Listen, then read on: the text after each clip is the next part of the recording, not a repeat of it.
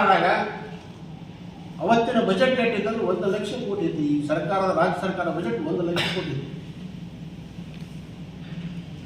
ಆ ಒಂದು ಲಕ್ಷ ಕೋಟಿ ಬಜೆಟ್ನ ಪೂರಕವಾಗಿ ನಾವು ಏನೇನು ಮಾಡಬೇಕು, ಅಭಿವೃದ್ಧಿಗಳು ಏನೇನು ಮಾಡಬೇಕು, ನಮ್ಮ ತಾಲೂಕಿಗೆ ತರುವಂಥ ಕೆಲಸ ನಮ್ಮ ಪ್ರಾಮಾಣಿಕವಾಗಿ ಮಾಡಿದ್ದೀವಿ. ಇವತ್ತಿನ ಬಜೆಟ್ ಈ ರಾಜ್ಯದ ಬಜೆಟ್ 387 ಅಂದ್ರೆ 4 ಲಕ್ಷ ಸಮೀಪ ಇದೆ. 4 ಲಕ್ಷ ಕೋಟಿ ಬಜೆಟ್ ಇದೆ. 3 ಕೋಟಿ ಹೆಚ್ಚಾಯಿತು. ಇದಕ್ಕೆ ಶಾಸಕರು 12 ವರ್ಷ ಏನು ಮಾಡೋಣ ಘೋಷಣೆ ಸಿಂಧಿಗಿನಲ್ಲಿ ಬಸ್ ಸ್ಟ್ಯಾಂಡ್ ನಿರ್ಮಾಣ, ಆಮೇಲೆ ಅದರಲ್ಲಿ ಬಸ್ ಸ್ಟ್ಯಾಂಡ್ ನವೀಕರಣ, ಅಂಬೇಡ್ಕರ್ ಭವನ ಸಿಂಧಿಗಿ, ಗ್ರಾಮೀಣ ಪ್ರದೇಶಗಳಲ್ಲಿ 68 ಅಂಬೇಡ್ಕರ್ ಭವನ, ಜಗಜ್ಜೀವನ ಭವನ, ಸೇವಾಲಾಲ್ ಭವನ, ವಾಲ್ಮೀಕಿ ಭವನ, ಸಿಂಧಿಗಿಯಲ್ಲಿ ಆದರ್ಶ ವಿದ್ಯಾಲಯ, ಯಾವ ಬಡ ಮಕ್ಕಳಿಗೆ ಸಿಗಲಾರಂತ ಶಿಕ್ಷಣ ಅದು ಇಂಗ್ಲಿಷ್ ಮೀಡಿಯಂ ಸ್ಕೂಲ್. ಯಾರು ಬಡ ಮಕ್ಕಳಿಗೆ ಸಿಗುತ್ತದೆ ಆದರ್ಶ ವಿದ್ಯಾಲಯ ನನ್ನ ಕಾಲದಲ್ಲಿ ತಂದೆ. ಪದವಿ ಪೂರ್ವ ಕಾಲೇಜು ಕಟ್ಟಡವನ್ನು ನಾನು ಮಾಡಿದೆ. ಅಲ್ಲಿಂದ ಪದವಿ ಕಾಲೇಜು ಕಟ್ಟಡ ನಾನು ಮಾಡಿದೆ. ಗುಬ್ಬೇವಾಡಿಯಲ್ಲಿ ಮೊರಾರ್ಜಿ ಶಾಲೆ ಕಟ್ಟಡ ನಾನು ಮಾಡಿದೆ. ಆಲ್ಮೇಲದಲ್ಲಿ ರಾಣಿ ಚೆನ್ನಮ್ಮ ಕಟ್ಟಡ ನಾನು ಮಾಡಿದೆ. ಬಂತ್ರಾಳದಲ್ಲಿ ಮೊರಾರ್ಜಿ ಶಾಲೆಯ ಕಟ್ಟಡವನ್ನು ನಾನು ಮಾಡಿದೆ. ಅಂದ್ರೆ ಅರ್ಧ ಪೂರ್ತಿ ಆಗಿತ್ತು, ಅರ್ಧ ಮತ್ತೆ 6 ಕೋಟಿ ರೂಪಾಯಿ ಮತ್ತೆ ನಾನು ಮಾಡಿದ್ದೀನಿ. ಹಂದಿನೂರು ಕಸ್ತೂರ್ಬಾ ವಸತಿ ಶಾಲೆ ಕಟ್ಟಡ ನಾನು ಮಾಡಿದ್ದೀನಿ. ಸಿಂಧಿಗಿನಗರದಲ್ಲಿ ಹೆಣ್ಣು ಮಕ್ಕಳ ವಸತಿ ಮೇಲೆ ಗಾಂಧಿ ವೃತ್ತದಲ್ಲಿ ಇರುವಂಥ ವಸತಿ ನನ್ನ ಕಾಲದಲ್ಲಿ ಮಾಡಿದ್ದೆ. ನಗರದ ಹೆಣ್ಣು ಮಕ್ಕಳ ವಸತಿ ಶಾಲೆ ಕಟ್ಟಡ ನಾಗೂರು ಲೇಔಟ್ ಮಾಡಿದ್ದೆ ನಾನು. ಇವೆಲ್ಲ 5 ಕೋಟಿ. ಸಮಾಜ ಕಲ್ಯಾಣ ಇಲಾಖೆಯಿಂದ ಪದವಿ ನಂತರ ಹಾಸ್ಟೆಲ್ ಆದರ್ಶ ವಿದ್ಯಾಲಯ ಮುಂದೆ ಇರುವಂಥ ಕಟ್ಟಡ ನಾವು.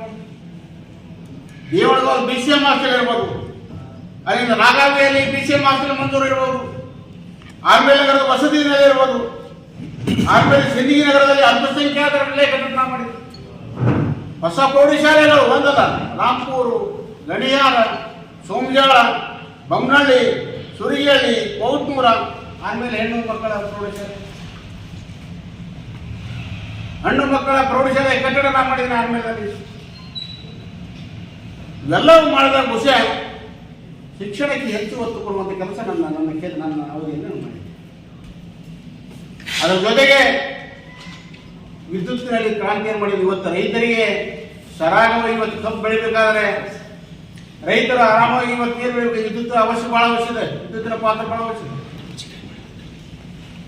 ಇವತ್ತು ವಿದ್ಯುತ್ತು ನನ್ನ ಅವಧಿಯಲ್ಲಿ ವಿದ್ಯುತ್ತಿನ ಕ್ರಾಂತಿಯನ್ನು ಮಾಡಿ ಆಯರಲ್ಲಿ 220 ಸ್ಟೇಷನ್ ಮಾಡಿದೆ.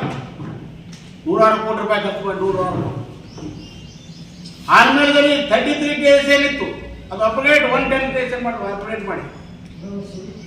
ದೇವಳಗಾದಲ್ಲಿ ಹೊಸ 110 ಕೆವಿ ಸ್ಟೇಷನ್ ಮಾಡಿದ್ರು. ಜಾನ್ಕೋಡಿಯಲ್ಲಿ 110 ಕೆವಿ ಸ್ಟೇಷನ್ ಮಾಡಿದ್ವಿ. ಮಲೆನಾಡದಲ್ಲಿ 110 ಕೆವಿ ಸ್ಟೇಷನ್ ಮಾಡಿದೆವು. ಅದು ಮೊನ್ನೆ 15-16 ತಿಂಗಳು ಸಿಕ್ಕಿದ ಫ್ರೆಂಡಲ್ಲಿ ಹಿಕ್ಕುಮತಿ ಅಂದ್ರೆ ಕೋರಳಿ ಹತ್ರ ಹಿಕ್ಕುಮತಿ ಆಗಿದೆ. ಹಿಕ್ಕುಮತಿಯಲ್ಲಿ 110 ಕೆವಿ ಸ್ಟೇಷನ್ ಮಂಜೂರು ಮಾಡಿದ್ವಿ. ಆದರೆ ಈ ಟೆಂಡರ್ ವರ್ಕ್ ಸ್ಟಾರ್ಟ್ ಆಗ್ತದೆ. ದೇವರಲ್ಲಿ 110 ಸ್ಟೇಷನ್ ಮಂಜೂರು ಮಾಡಿದ್ವಿ. ನಾವು ಟೆಂಡರ್ ಕರೆದಿಲ್ಲ. ಹಿಂದಿನ ಅವಧಿಯಲ್ಲಿ ಮಂಜೂರಾದಂತ ಗುಬ್ಬೇವಾಡ ನಾನೇ ಮಂಜೂರು ಮಾಡಿದ್ವಿ. ವರ್ಕ್ ಮುಗಿಲಿ ಬಂದು 110 ಸ್ಟೇಷನ್. ಕಡಣಿಯಲ್ಲಿ ಹಿಂದಿನ ಕಾಲ ಮಂಜೂರಾಗಿತ್ತು. ನಾ ಟೆಂಡರ್ ಕೇಳಿ ಇವತ್ತು ಕೆಲಸ ಪ್ರಾರಂಭ. ಎಂಕಂಚಿಯಲ್ಲಿ ಹಿಂದೆ ಮಂಜೂರಾಗಿತ್ತು. ನಾ ಇವತ್ತು ಟೆಂಡರ್ ಕರೆದು ಕೆಲಸ ಮುಕ್ತಾಯಾಗಿ ಕನೆಕ್ಟ್ ಮಾಡಿದ್ದಾರೆ. ಈ ರೀತಿ ವಿದ್ಯುತ್ತಿನಲ್ಲಿ ಹೆಚ್ಚು ಕ್ರಾಂತಿಯನ್ನು ನಾವು ಮಾಡುವಂಥ ಕೆಲಸ ರೈತರಿಗೆ ಅನುಕೂಲ. ಶಿಕ್ಷಣ ಇರಬಹುದು, ವಿದ್ಯುತ್ತಿನ ಕ್ರಾಂತಿ ಇರಬಹುದು.